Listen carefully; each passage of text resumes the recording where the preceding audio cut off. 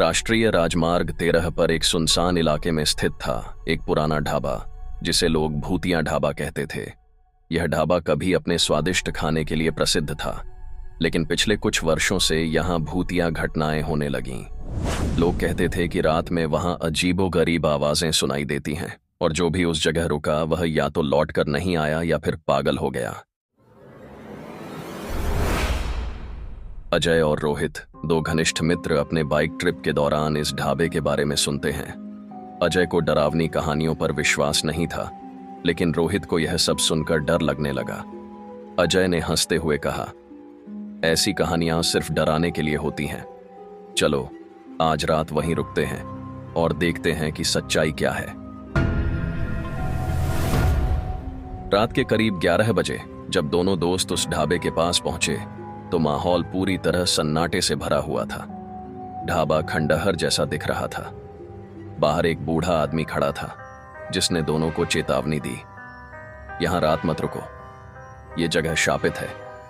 लेकिन अजय ने उसकी बात को अनसुना कर दिया और दोनों ढाबे के अंदर चले गए।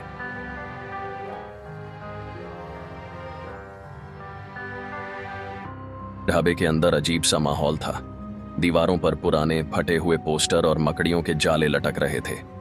दोनों ने एक टेबल चुनी और खाना ऑर्डर किया।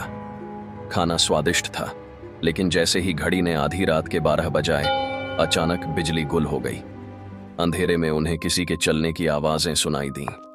टेबल पर रखा पानी का गिलास अपने आप गिर गया।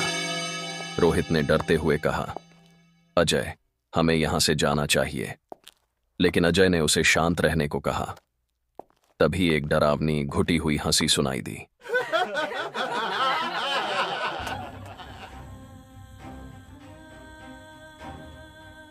ढाबे में एक कोने से सफेद साड़ी में लिपटी एक औरत दिखाई दी। उसका चेहरा धुंधला था, लेकिन उसकी आंखें चमक रही थीं। वह धीरे धीरे उनकी तरफ बढ़ने लगी। रोहित ने डर से चीखते हुए अजय का हाथ पकड़ा और भागने की कोशिश की, लेकिन दरवाजा अपने आप बंद हो गया। अजय ने अपनी टॉर्च निकाली और चारों ओर रोशनी डाली, लेकिन वह औरत गायब हो चुकी थी। तभी पीछे से एक भयानक चीख सुनाई दी, जैसे किसी को दर्द में खींचा जा रहा हो। किसी तरह दरवाजा खुला और दोनों दौड़कर बाहर निकले, लेकिन जैसे ही वे मुख्य सड़क पर पहुंचे, एक बूढ़ा व्यक्ति अचानक उनके सामने आ गया। वह वही व्यक्ति था जिसने उन्हें अंदर जाने से मना किया था। बूढ़े ने बताया, इस ढाबे का इतिहास बहुत भयानक है। वर्षों पहले यहाँ की मालिक और उसका परिवार एक भीषण हादसे में मारे गए थे। कहते हैं कि उनकी आत्माएं आज भी यहाँ भटक रही हैं। रात के समय वे उन लोगों को निशाना बनाती हैं जो उनकी जगह को परेशान करते हैं। अजय और रोहित ने बूढ़े की बातों को गंभीरता से लिया और अपनी बाइक पर सवार होकर वहां से निकलने लगे। लेकिन कुछ ही दूर चलने के बाद उनके बाइक का इंजन बंद हो गया। चारों ओर घना कोहरा फैल गया। तभी उन्हें वहीं सफेद साड़ी में औरत सड़क के किनारे खड़ी दिखी। वह औरत धीरे धीरे उनकी ओर बढ़ने लगी। अजय ने बाइक स्टार्ट करने की कोशिश की, लेकिन इंजन चालू नहीं हुआ। औरत पास आती जा रही थी। अजय और रोहित किसी तरह गांव पहुंचने में कामयाब हो गए, लेकिन दोनों के चेहरे पर खौफ और थकावट साफ झलक रही थी। गांव के बुजुर्गों ने उनकी बात सुनकर कहा, तुमने बहुत बड़ी गलती की। उस ढाबे का श्राप एक बार जिसके पीछे लग जाए, वह उसे कभी छोड़ता नहीं। अजय ने इसे मजाक समझा, लेकिन रोहित को अंदर से अजीब बेचैनी हो रही थी। रात को जब दोनों सोने गए तो अजय ने अचानक रोहित के कमरे से चीखने की आवाज सुनी। वह दौड़कर वहां पहुंचा तो देखा कि रोहित बिस्तर पर बेहोश पड़ा है और उसकी छाती पर अजीब निशान बने हुए थे, जैसे किसी ने पंजे से खरोंचा हो। अजय ने उसे उठाने की कोशिश की, लेकिन तभी खिड़की अपने आप खुल गई और ठंडी हवा के साथ वही भयानक हंसी पूरे कमरे में गूंजने लगी। दीवार पर परछाइयां बन रही थीं और उन परछाइयों में वही सफेद साड़ी वाली औरत दिख रही थी। अजय ने जैसे तैसे रोहित को अस्पताल पहुंचाया। डॉक्टर ने बताया कि उसकी हालत गंभीर है, लेकिन असली डरावनी बात अगली सुबह हुई।